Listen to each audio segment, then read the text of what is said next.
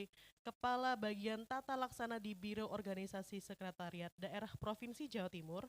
Beliau memiliki latar belakang pendidikan yang di bidang administrasi publik dan manajemen, serta memiliki berbagai pengalaman di percepatan reformasi birokrasi dan pengembangan inovasi di sektor pemerintahan. Kita berikan tepuk tangan yang meriah untuk Ibu Wit Kurniawati, SAPMM. Dipersilahkan.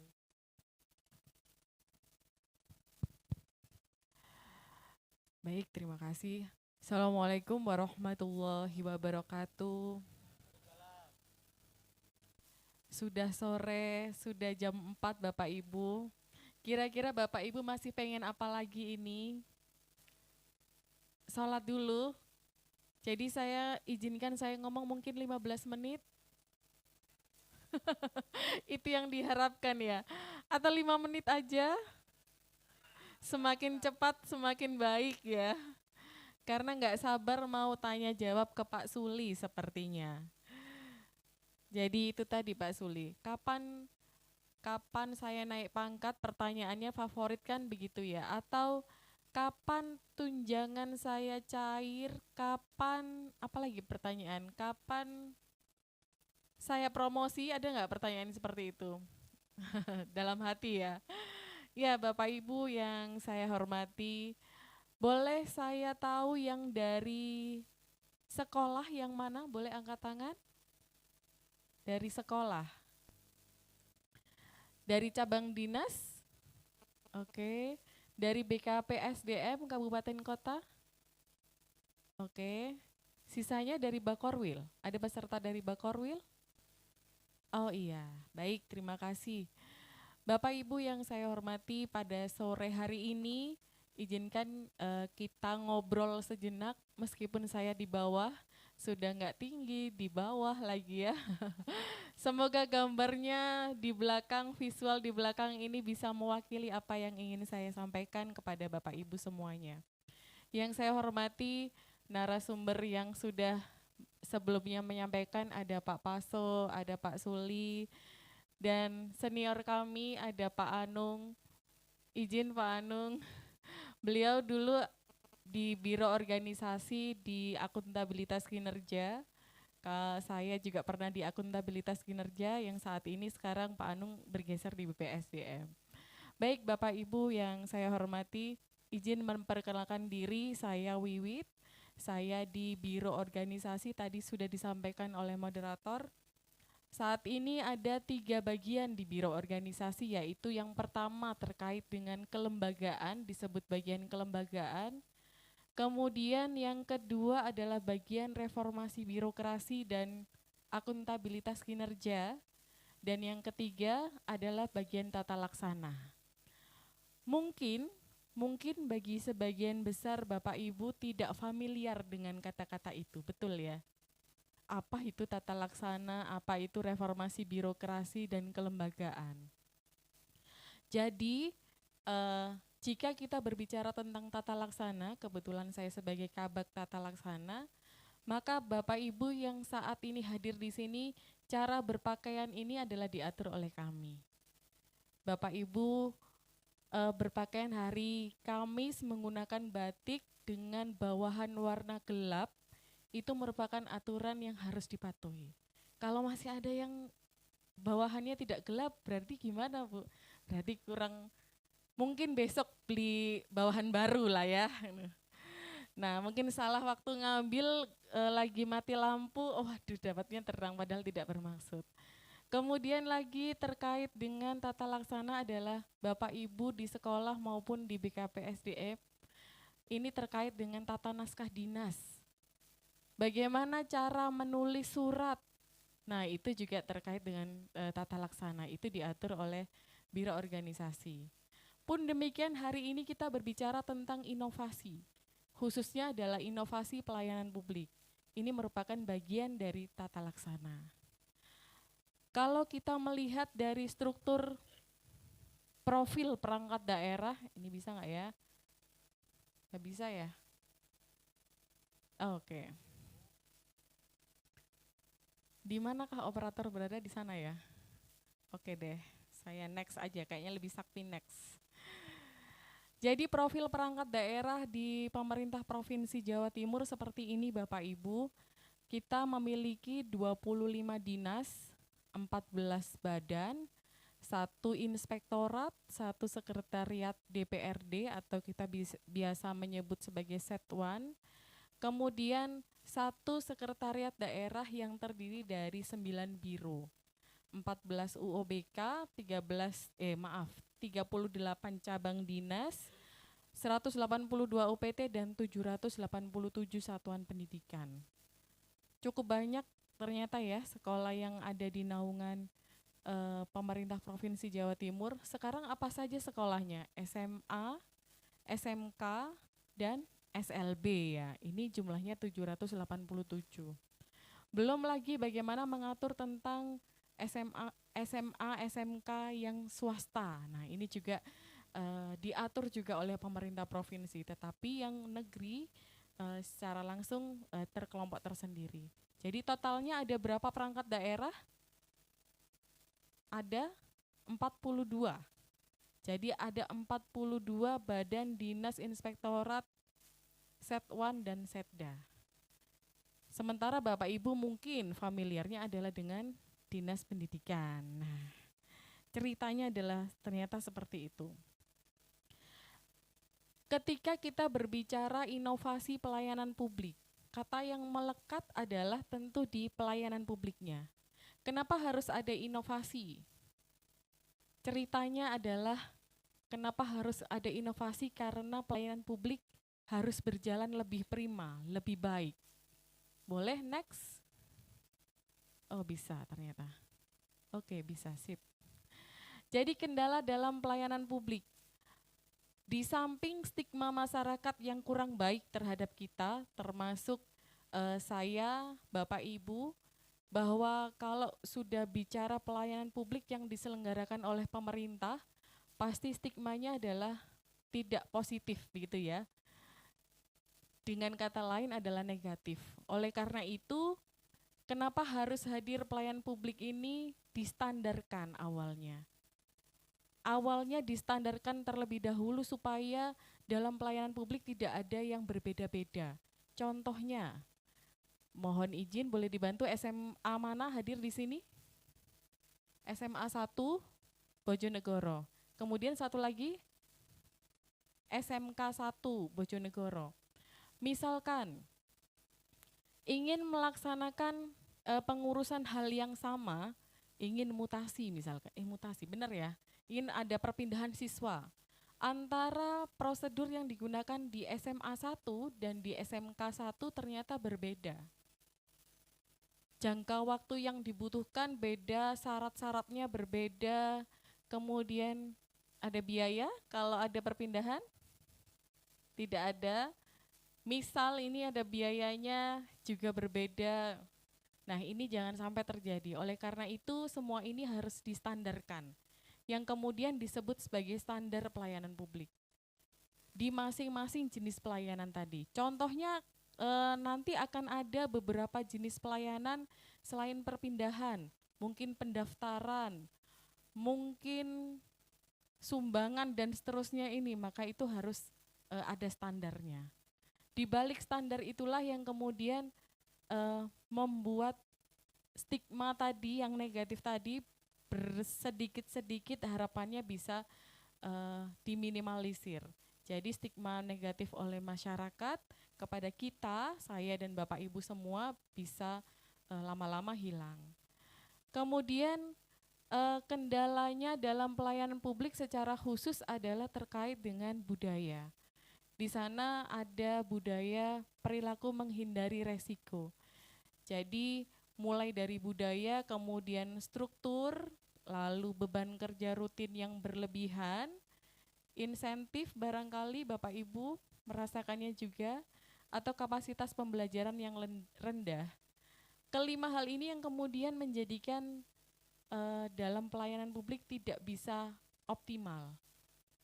Atau karena beban kerja rutin sudah saya disuruh di TU terus sepanjang 10 tahun misalkan.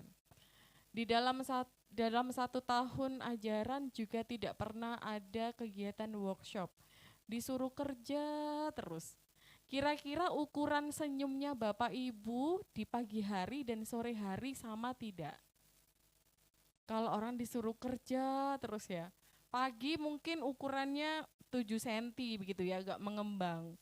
Lama-lama agak siang kalau ditanyain orang, Bu ini gimana caranya? Oh ya ini caranya begini ya Bu. Misalkan ada wali murid yang tanya, oh caranya begini jadi ibu bisa masuk ke sini, dijelaskan 1, 2, 3. Begitu sampai giliran sore hari jawabannya mungkin berbeda. Oh kalau sekolah siang mungkin ya jam 2, maka jawabannya akan berbeda. Bu ini gimana caranya, pripun caranya?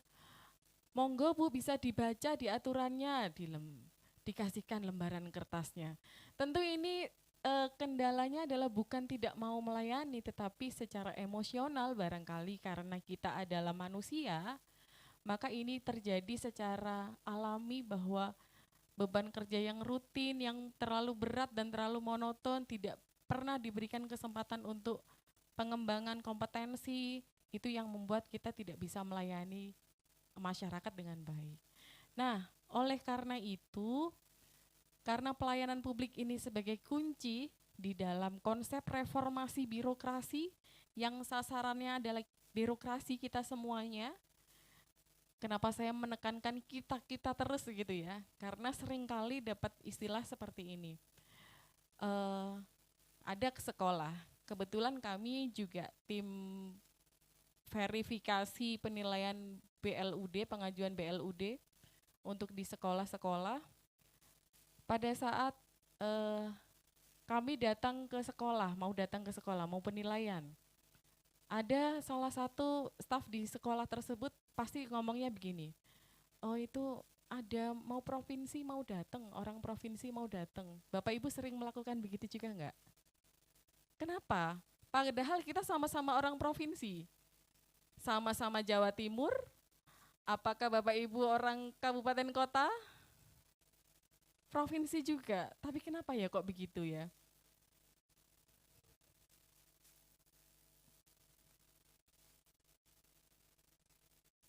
Seperti Sanyo, jadi ceritanya begitu, wes kadung lah. Aku ya itu. Kemudian sama juga seperti birokrasi. Bapak Ibu biasanya itu suka latah di sana ya, bukan di sini. Suka latah ketika komen-komen di TikTok, di Instagram, di medsos lainnya, Facebook misalkan. Oh birokrasi kalau bisa diperlama kenapa dipercepat? Kemudian Bapak Ibu karena gatel tangannya ikut-ikutanlah komen. Oh iya biasa birokrasi ya seperti itu. Lupa kalau dirinya sendiri ini juga bagian dari birokrasi tersebut. Kadang saya juga khilaf gitu ya. Mau komen-komen, oh iya sih saya ini juga orang pemerintahan, ini mau komen gimana ini harus dikendalikan tangannya. Nah oleh karena itu, karena pelayan publik ini sebagai kunci, masyarakat tidak tahu ceritanya bagaimana ada di dalam dapurnya kita, yang ada menjadi kunci ini adalah frontliner. Siapa frontlinernya? Frontlinernya kalau di Bank BCA itu ada di CS, ada yang bagian apa tuh yang bayar-bayar, kok bayar-bayar sih?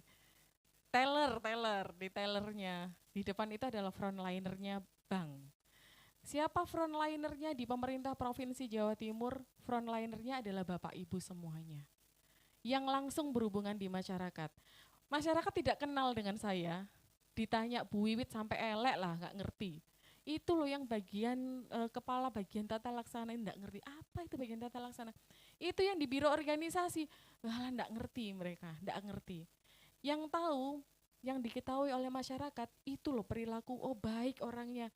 Yang mana itu loh yang guru SMA 1 Bojonegoro, oh itu akan sangat mudah dikenali.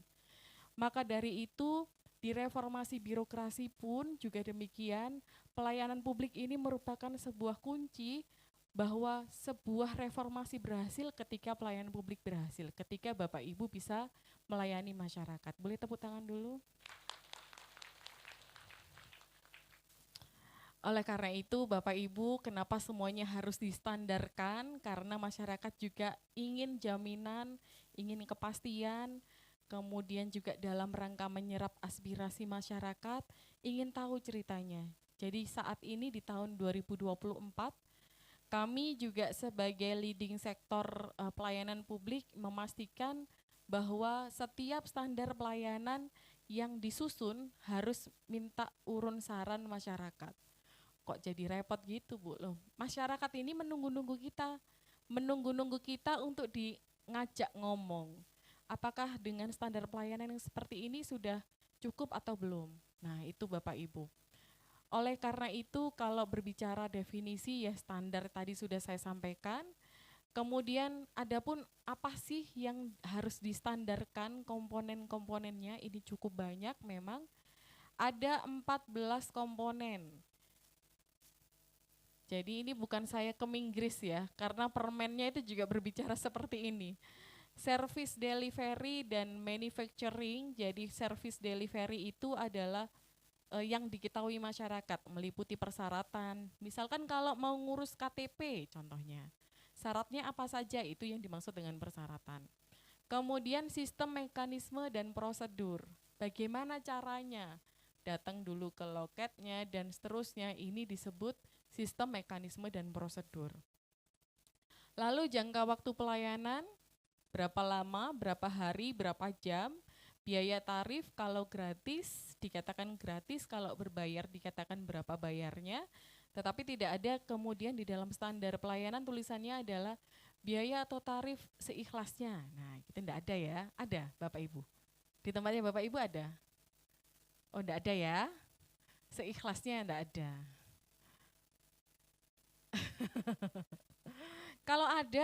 Kalau ada cepat-cepat ditip X sekarang. Kemudian yang kelima adalah produk layanan. Misalkan mau ini hasilnya, outputnya itu apa produknya. Yang keenam, aduan, saran, masukan, ini harus diatur. Jadi siapa yang menjadi penanggung jawab pengaduan di sekolah maupun di BKPSDM, saat ini Ombudsman semakin kencang melihat ini. Jadi Ombudsman Republik Indonesia semakin kencang melihat ini ketika mencantumkan nama pengaduan di sekolah, biasanya adalah nomor pengaduan atau informasi adalah 081 sekian-sekian. Tetapi tuntutan dari masyarakat ingin tahu nomor 081 sekian tersebut PIC-nya dengan ibu atau bapak siapa. Oleh karena itu ditambahi sekarang nomor pengaduan 081 sekian, bawahnya Bu Sari misalkan. Nah seperti itu. Itu Bapak Ibu, hal-hal yang seperti itu mestinya ada di dalam standar pelayanan.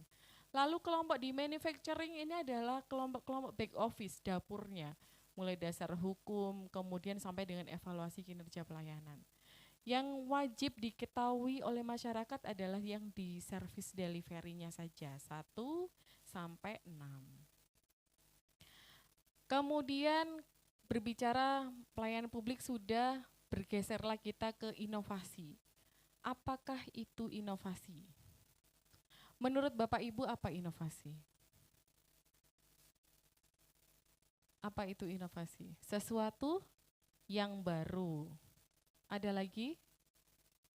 Rasanya kita sepakat ya, kalau inovasi itu adalah sesuatu yang baru. Boleh dibantu play kan?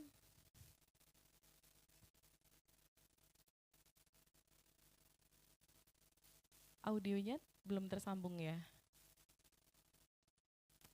Ke tempat yang lebih tinggi. Kita simak video berikut ini. Tembak.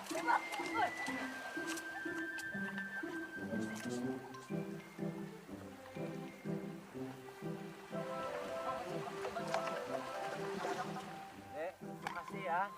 Sama-sama. Nuhun. Kenapa kamu senyum-senyum?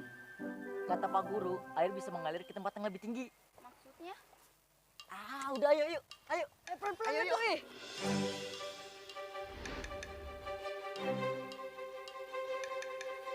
Awas ada tanaman Kak Injil. Iya Ibu, maaf.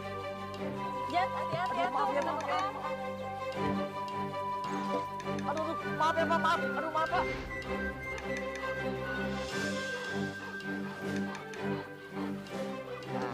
Terus. Coba kamu coba. Coba kamu. Gak ada apa. Coba. Bisa. Ngalir. Coba lagi. Siapa tahu bisa. Kenapa ya? Rasanya udah bener, kok nggak bisa ya?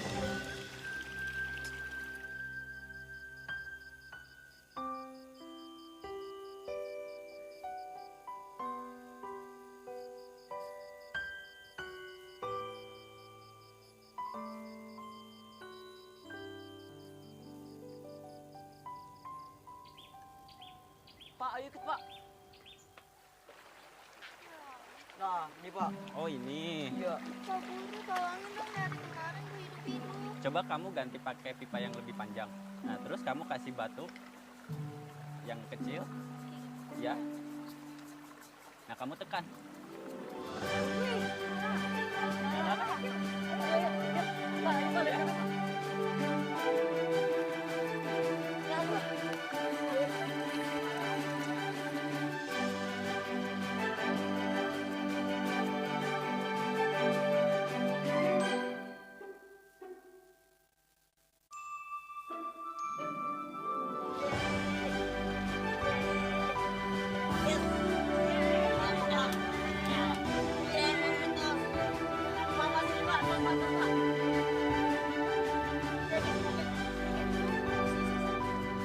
Tanpa aksi, inovasi jadi tak berarti. Menjadi insan yang gemilang untuk negeri.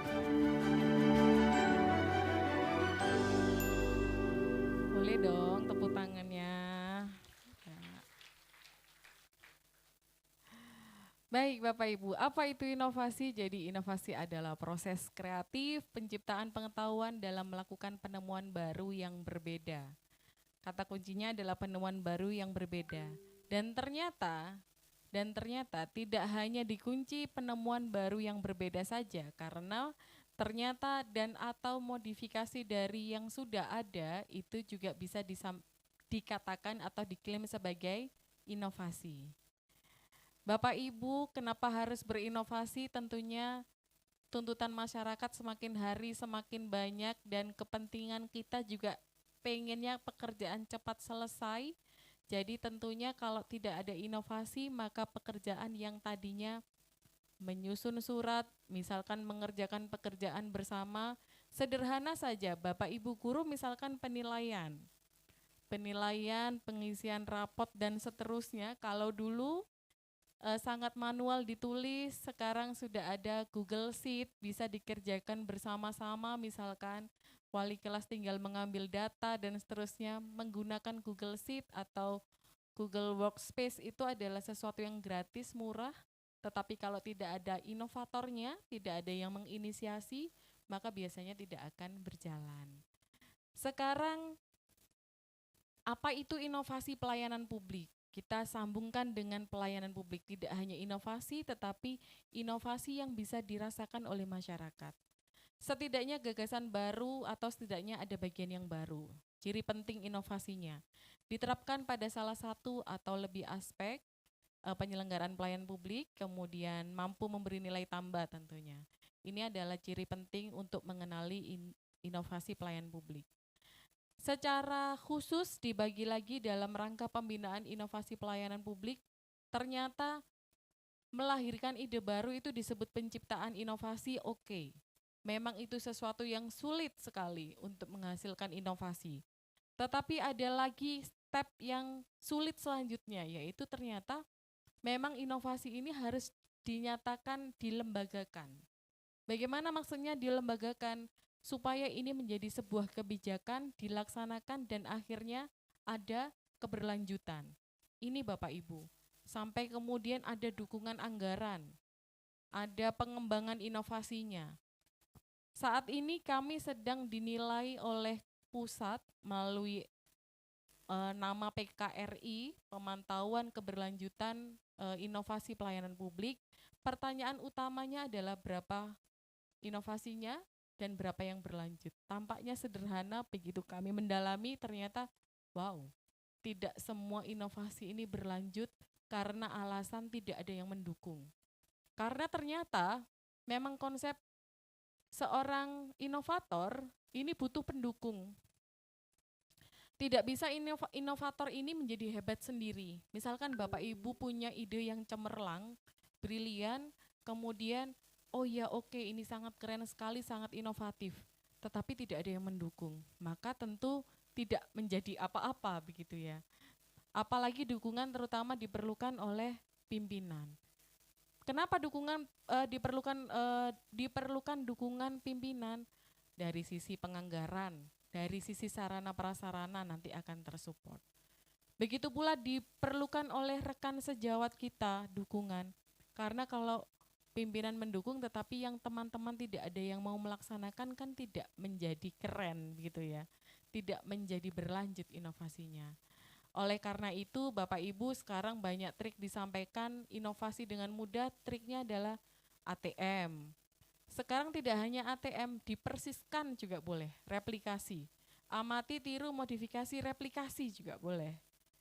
Karena bisa jadi di sekolah satu menjadi inovasi, tetapi di sekolah lain belum punya, nggak usah modifikasi, ambil aja juga boleh diperkenankan. Dan itu memang sekarang ini sedang digalakkan. Tidak usah bikin aplikasi-aplikasi baru, aplikasi tetangganya saja di MOU-kan dipakai. Tetangganya mendapatkan kredit poin karena memberikan aplikasi disebut replikasi, dan kita juga efisien karena tidak membangun mulai dari awal. Nah, ini Bapak Ibu kayaknya sudah mulai melihat-lihat jam ya. Jadi kunci sukses peningkatan kualitas pelayan publik salah satunya adalah melembagakan inovasi. Tidak hanya menciptakan inovasi tetapi melembagakan inovasi pada unit kerja sampai dengan level terbawah.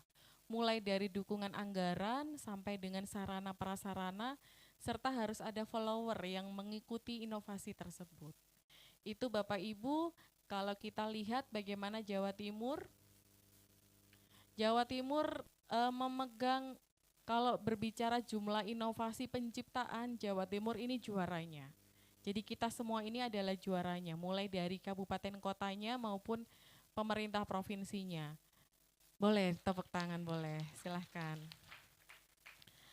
Dari data inovasi pelayanan publik, karena inovasi ini kita ini harus dipicu terus, maka ada kompetisi inovasi pelayanan publik yang diselenggarakan oleh pemerintah Provinsi Jawa Timur dengan angka yang cukup tinggi. Angka yang cukup tinggi ini pun harus dibatasi karena keterbatasan kami sebagai tim penilai, harus ada maksimal sekian mengirimkannya, karena kalau tidak pasti banyak sekali inovator-inovator yang ingin unjuk gigi begitu ya. Lalu sampailah ini pada kita yang saya ceritakan tadi tentang PKRI, kita ini sedang dinilai. Di Jawa Timur ada 34 top inovasi yang sekarang ini sedang mempertaruhkan harga dirinya, kita harus dinilai. Dan kalau dilihat ada beberapa inovasi yang rasanya mungkin wah ini kok gini aja bisa jadi inovasi ya. Ini ada di sekolah SMK Negeri 1 Lumajang. Bapak Ibu perhatikan judul inovasinya 2 dari bawah, apa? Kantin kejujuran. Yang sekarang ini sudah tidak baru ya, pada saat itu mungkin baru, dan SMK Negeri 1 Lumajang ini menjadi pionirnya, yang pertama mengawali. Dan kemudian ada beberapa inovasi-inovasi seperti Ayo Kerja, itu merupakan bursa kerja, kemudian ada Bravo Pala nomor 26, 2 dari atas, itu adalah semacam pre-assessment. Jadi sebelum dinilaikan ke pusat untuk mendapatkan sebuah sertifikasi, dicek kembali. Hanya seperti itu, tampaknya seperti itu hanya ya. Tetapi begitu kita ide yang sederhana tersebut direalisasikan dan ini diakui sebagai top inovasi di Indonesia. Dan pemerintah Provinsi Jawa Timur paling banyak di tahun ini penilaiannya sebanyak 34 unit kerja, ini merupakan inovasi paling banyak untuk jajaran di Pemda. Ya, oleh karena itu seringkali disebut di berbagai pertemuan bahwa ini sekaligus beban tentunya bagi kita semua, bahwa Provinsi Jawa Timur pionir dalam inovasi pelayanan publik. Dan ini hari ini tadi saya mencari sesuatu ini. dan kebetulan ketemunya adalah ini. Ide cemerlang datang dari orang yang kreatif. Ini bukan cakep ya. Tapi ide cemerlang hanya bisa direalisasikan oleh orang yang inovatif, Bapak Ibu. Ternyata begitu. Saya baca berulang kali, oh iya benar juga ya. Boleh yang agak barengan tepuk tangannya? Nah, menutup sesi ini, apakah inovasi yang sudah Bapak Ibu wujudkan dalam komunitas Bapak Ibu sudah ada? Kalau belum, semoga setelah pertemuan ini mendapatkan inspirasi untuk berinovasi. Baik, terima kasih. Wassalamualaikum warahmatullahi wabarakatuh. Sekali lagi kita sampaikan tepuk tangan yang meriah untuk ketiga narasumber kita pada sore hari ini. Ada Bapak Paso, ada Bapak Suli, dan Ibu Wiwit. Terima kasih Bapak Ibu sekalian. Kata mutiara dari Ibu Wiwit tadi menutup kegiatan kita di sore hari ini di panel kedua. Kita telah membahas banyak ya Bapak Ibu dari tadi siang. Etika ASN, kita belajar bahwa kita bisa menjadi orang yang positive mindset. Kita bisa menjadikan diri kita selalu bahagia dan berdamai dengan diri sendiri dengan cara selalu tersenyum dalam melayani masyarakat. Kemudian kita juga belajar bahwa di manajemen kepegawaian banyak level-level yang harus kita upayakan, banyak jalan yang harus kita upayakan untuk mencapai tujuan-tujuan kita di masa depan, utamanya sebagai ASN. Kemudian kita juga belajar bahwa reformasi birokrasi dikatakan sukses ketika pelayanan publik semakin meningkat, serta suatu inovasi memerlukan dukungan yang terstruktur supaya menjadi inovasi yang terlembaga. Semoga panel kedua kita hari ini bisa menambah ilmu kita pada sore hari ini dan harapannya bisa dibawa pulang buat oleh-oleh untuk rekan-rekan di instansinya masing-masing. Terima kasih, saya Widya Septianingrum dari Humas Bakorwil Bojonegoro. Terima kasih atas kebersamaan kita dari pagi hingga sore hari ini. Sampai jumpa kembali nanti malam di panel ketiga. Oke. Baik. Bapak Ibu masih ada kesempatan, mungkin kita ada 15 menit untuk tanya jawab. Wah, ramai sekali. Boleh turun dulu kemudian angkat tangan, 3 pertanyaan ya.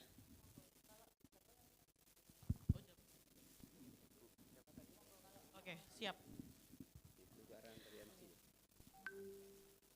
Boleh, 1, yang dari belakang, Ibu, nggih. Bapak, nggih, siap.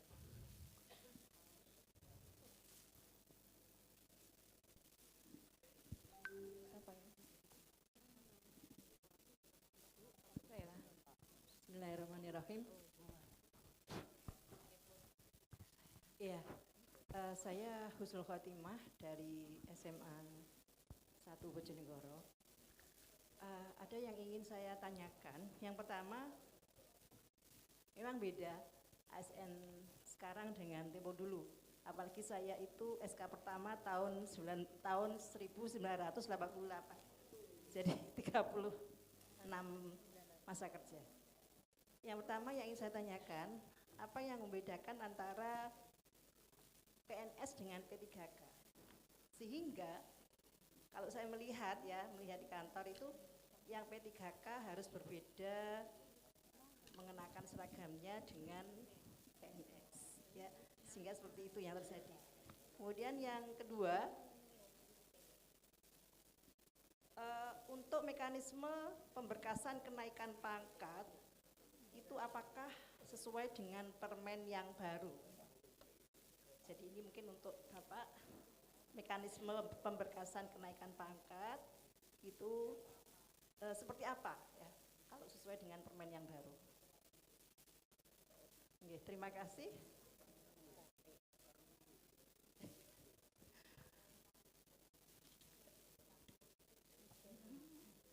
Ya seperti kuota tadi Pak ya, tadi kuota juga masih apakah sesuai dengan permennya gitu, atau kuota itu atau kondisional begitu atau ditetapkan begitu nggih?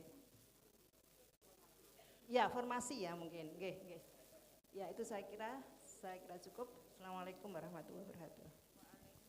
Terima kasih Bu Kusnul. Yang kedua, Ibu yang di belakang, nggih. Iya. Terima kasih atas kesempatan yang telah diberikan. Saya Nuraini dari SMA Negeri 1 Suko, Kabupaten Mojokerto.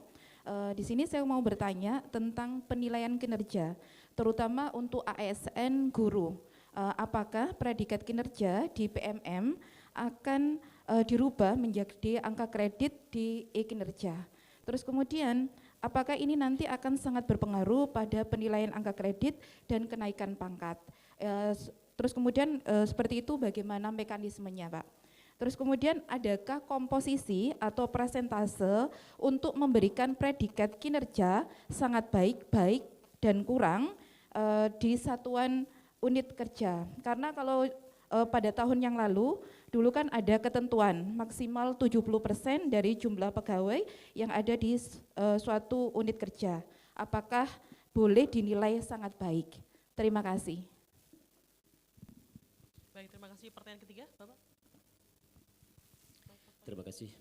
Assalamualaikum warahmatullahi wabarakatuh. Pertanyaan ini saya tujukan kepada Bapak Zuli. Berkaitan dengan adanya pak integrasi Bapak. Dari sekolah yang ada di sekolah saya itu semuanya sudah muncul pak integrasinya. Namun tinggal 2 orang yang belum muncul. Nah, permasalahannya apa? Ini yang perlu saya tanyakan. Sedangkan di situ munculnya adalah bahwa masih menunggu tanda tangan elektronik. Nah, itu permasalahan seperti itu ternyata saya mencari berbagai sumber belum menemukan. Mengapa kok terjadi seperti itu? Hanya itu permasalahannya. Terima kasih. Assalamualaikum warahmatullahi wabarakatuh.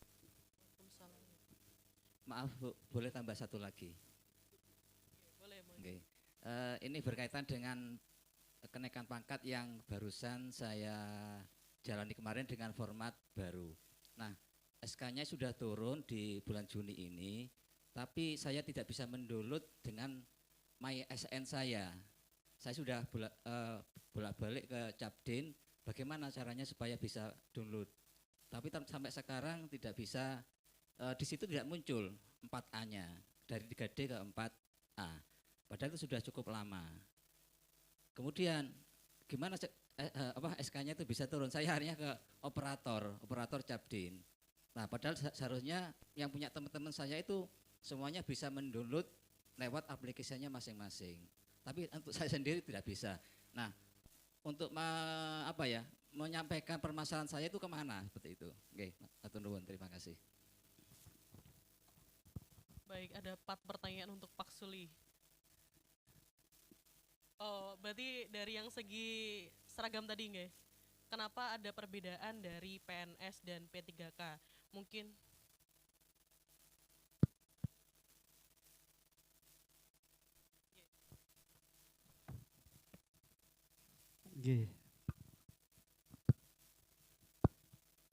Oke. Terima kasih ya. Ini pertanyaan yang bagus dan berat-berat ini. Bagus dan berat-berat. Saya ini di subit jabatan, Mbak. Ya, dimutasi ada 3. Ada jabatan, ada pangkat, ada pensiun dan perpindahan. Nah, nanti yang berat-berat ini Miss Ana Jalan ya, apa namanya? Ya, khusus tadi. Oke, yang pertama tadi ada dari Bu Husnul Khotimah ya. Mungkin terkait dengan apa sih bedanya PNS P3K. Ya, jelas SK-nya sudah beda, Bu. Ya kan, kemudian gaji juga beda. Tapi kalau pakaian, monggo nanti Bu Wiwit yang menyampaikan. Karena ini sudah masuk domainnya Bu Wiwit. Oke, yang kedua, pemberkasan KP untuk ini ya, yang terbaru ini ya. Ini saya informasikan KP sekarang ini ya, yang mengentry sepenuhnya ada di Cabdin atau sekolah. Ya. BKD dalam hal ini hanya ini Bu, hanya mengupload aja, mengupload, ya kan. Tapi semua dari bawah itu yang ngentre, yang mengusulkan itu semua dari Cabdin. Kalau di Jombang itu terfokus di Cabdin. Tapi kalau yang lain mungkin di sekolah-sekolah. Ya. Berarti kalau BKD nggak perlu berkas lagi. Karena sudah pakai CASN. Asal CASN-nya ini benar, pangkatnya lancar. Ya. Mulai dari nama sesuai dengan ijazah, pangkat terakhir itu harus diupload semua. Ya, uploadnya pakai yang asli, jangan fotokopi diupload, bukan. Yang asli di scan, diupload. Jadi sekarang lebih mudah Bu. Nanti kalau ada permasalahan, monggo sekarang bisa langsung ke sekolah atau ke Cabdin, nggak usah ke BKD. Ya, tapi kalau yang khusus tadi Pak, ini kan nggak bisa download ya. Nanti bisa kontak kita lagi Pak ya. Berarti ada permasalahan itu nanti terkait dengan downloadnya tadi ya. Karena yang lain bisa kan ya, yang lain bisa ya Pak. Nanti kita kasih ya Pak, terima kasih ya. Pokoknya beres susah. Ya, pulang dari sini tinggal langsung nelpon BKD. Kalau dari sekolah kelamaan langsung BKD gitu ya. Artinya kalau memang yang lain bisa di-download dan satu saja tidak download, berarti ada permasalahan. Ya kan, enggak tahu perteknya atau salah satu komponen yang belum diisi, itu bisa jadi ya. Ya. Menjawab tadi. Kemudian formasi ya. Formasi memang sudah ditetapkan dari perhitungan OPD. Nah, dulu ini berorganisasi dulu yang menangani. Ya, sekarang mulai BKD sekarang ya. Nah, itu dari OPD masing-masing. Penentuan kebutuhan itu dari OPD masing-masing. Karena OPD yang tahu, ya kan, beban kerjanya itu tahu. Maka diusulkan ke BKD, BKD meneruskan ke instansi pembina dan nanti ditetapkan di Menpan. Ya, usulan dari OPD, kalau dari sekolah ke Cabdin, Cabdin ke Dinas Pendidikan ke BKD. BKD meneruskan ke instansi pembina nanti kalau sudah disetujui diteruskan ke Menpan. Nah, itulah proses dari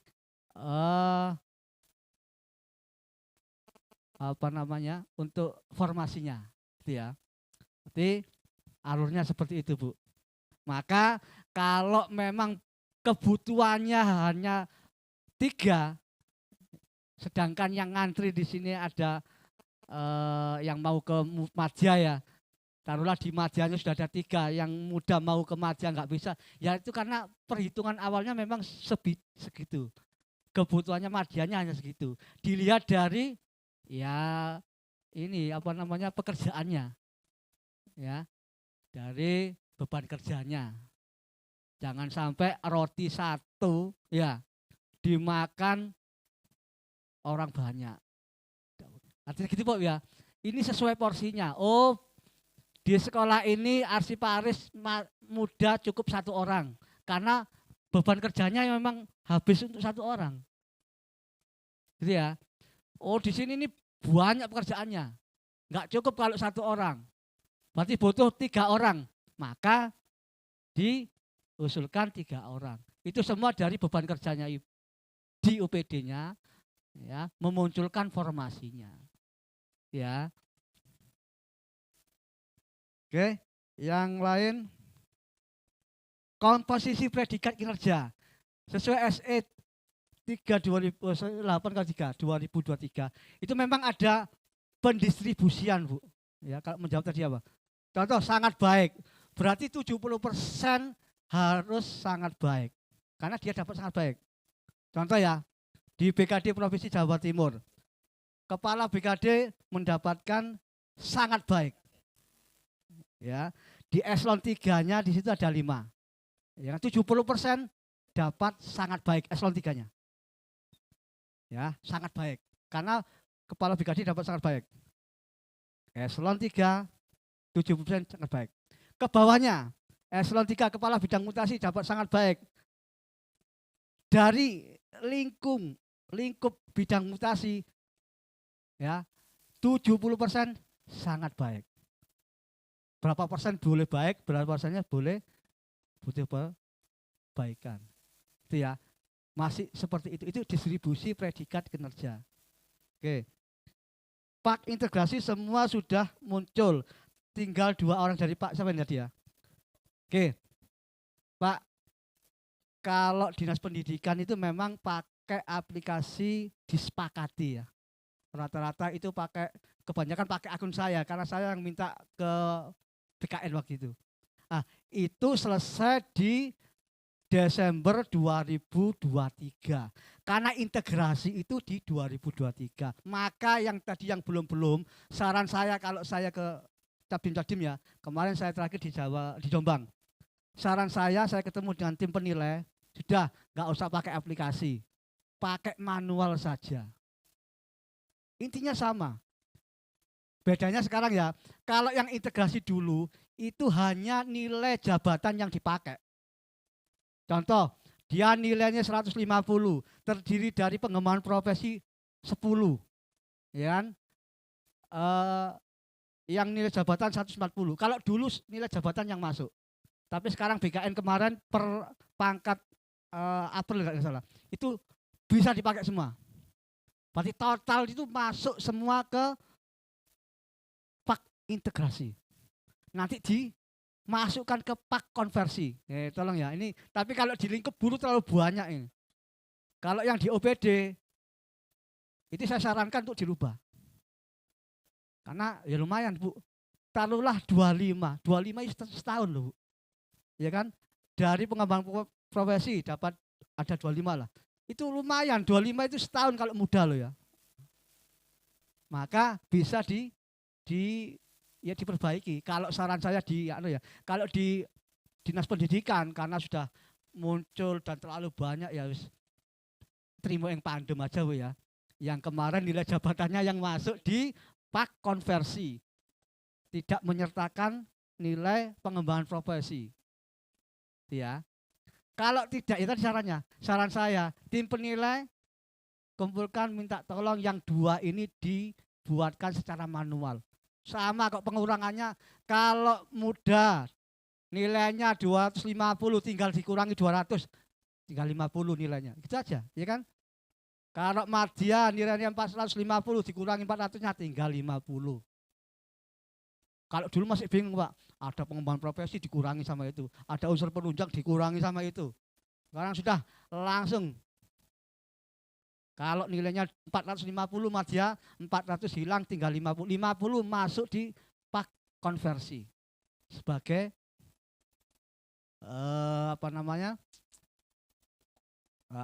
tambahannya.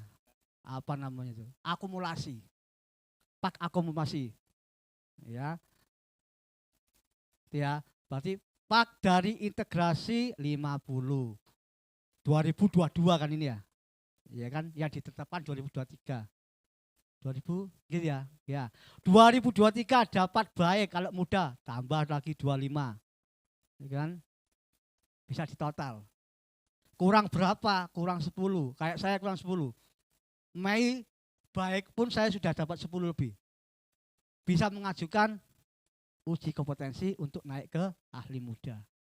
Pakai pak periodik.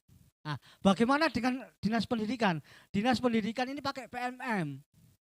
Instansi pusat, ya kan Kemendikbud. Ini kan belum Bu ya. Karena 6 bulan sekali. Kita juga belum paham ini. Ini bagaimana? Kalau di yang lain ya, di tempat kita.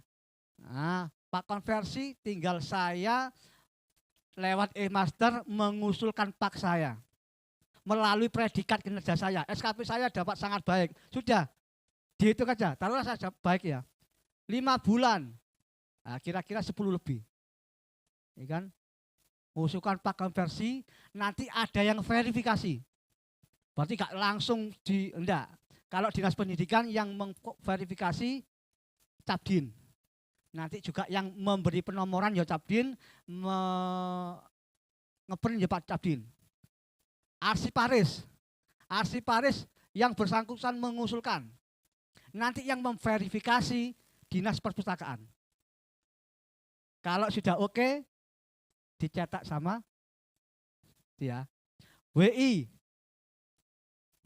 secara personal mengusulkan, yang memverifikasi dari BPSDM juga, karena instansi pembina daerahnya adalah BPSDM. Analis SMA, meskipun tersebar, itu verifikasinya dari Bade. Perencana, meskipun tersebar, verifikatornya di Bapeda, sesuai dengan instansi pembina daerahnya masing-masing. Berarti saya perencana di BKD, saya mengucurkan lewat S-Master. Nah, kontak Bapeda, Pak, saya sudah mengusulkan Pak, tolong diverifikasi. Bapeda memverifikasi, dilihat syarat-syaratnya oke, disimpan, diberi nomor, cetak, selesai. Sudah muncul barcode-nya. Kasihkan buat untuk naik pangkat, buat untuk naik jenjang, buat untuk ukom. Itu ya. Kalau PMM sampai saat ini karena 6 bulan, kita belum masuk ke 6 Juni, kan mungkin nanti bulan ke-7 ini ya, mungkin turun ya. Ini kita belum tahu apakah muncul predikatnya atau tidak. Kalau itu muncul predikatnya, dimungkinkan bisa dikonversi, ya. Karena kita belum tahu, ya. Kalau di BKN itu periodik 3 bulan. Kalau di Dinas Pendidikan, terutama guru, itu enggak ada periodik. Periodiknya harus 6 bulan. Itu kalau ada predikatnya nanti muncul. Nah, nanti kita bahas lebih lanjut karena ini belum dilalui kan ya. Ini pakai PMM. Kecuali kalau yang instansi lain enggak harus. Ini kayaknya instansi pembina ini ada yang, mohon maaf ya, belum move on ya. Berarti masih ya kan, harusnya kan dilimpahkan aja, kok atasan langsung kan ini ya. Kan atasan langsung ya Pak. Ini Pak So ya, langsung ke Pak Kadis Pak ya. Kadis. Ya, bahwa kue sangat baik. Gitu Pak ya. Artinya untuk yang guru ini masih wait and see ya, mungkin nanti kontak aja ya kalau karena belum 6 bulan kan ya, belum muncul juga, kita nggak bisa bicara belum selesai juga gitu ya. Ada lagi?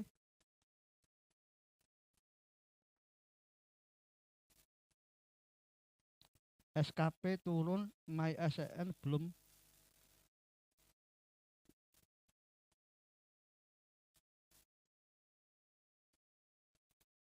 Oke ya, gini ya, kalau yang seperti ini mungkin nanti bisa ke Capdin ya, gitu ya.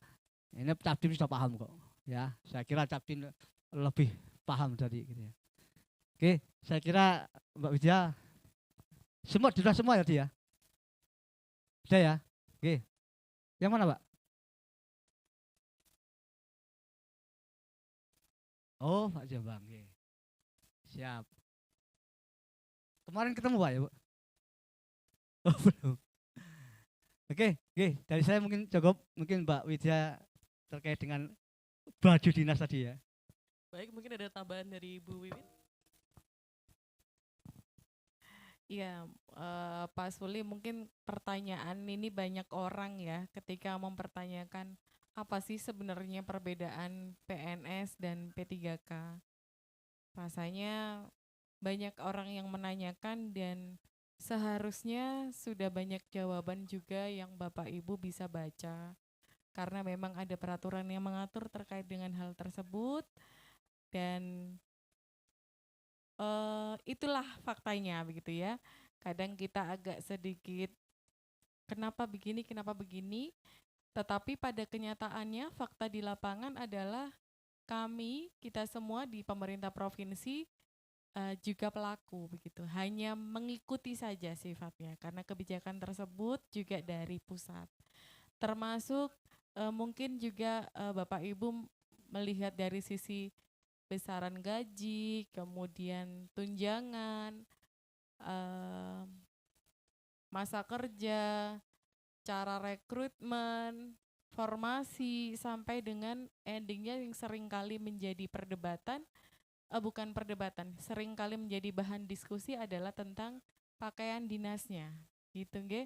Bapak Ibu ketika hari Kamis dan Jumat semua memakai batik, menjadi berbeda ketika hari Senin sampai dengan hari Rabu karena pakaiannya berbeda. Dan itu pun juga diatur oleh Permenpan 11 tahun 2020 terkait dengan Permendagri terkait dengan pakaian dinas.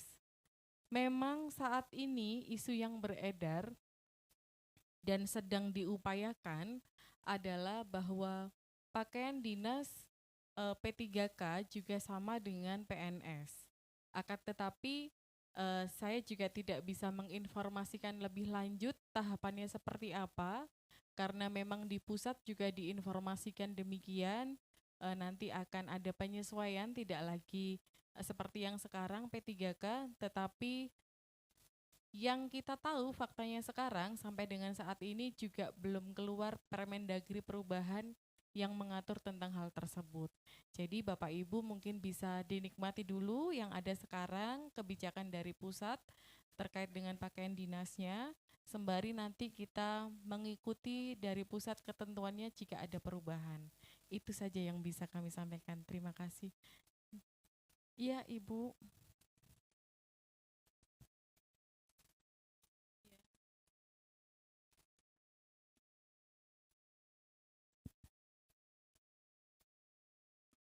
Tadi Ibu memaparkan bahwa cabang dinas itu ada 38 di Jawa Timur.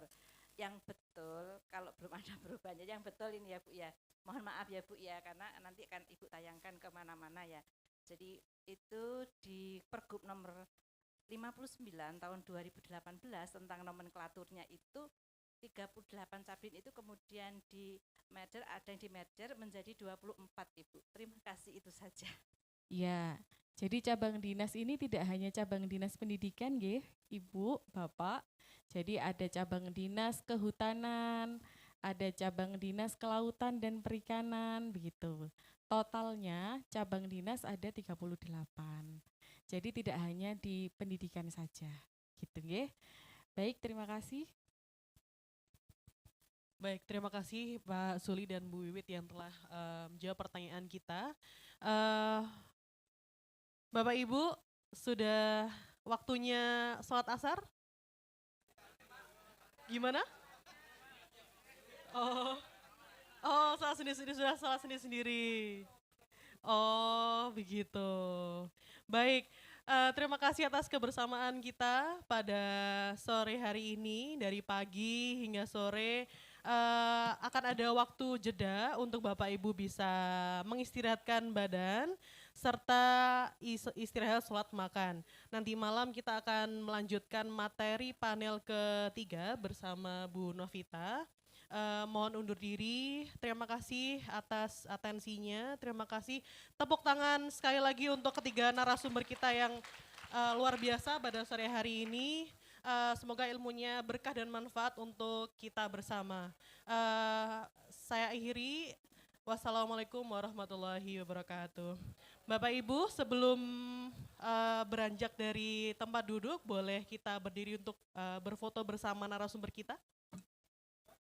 ASN menyala.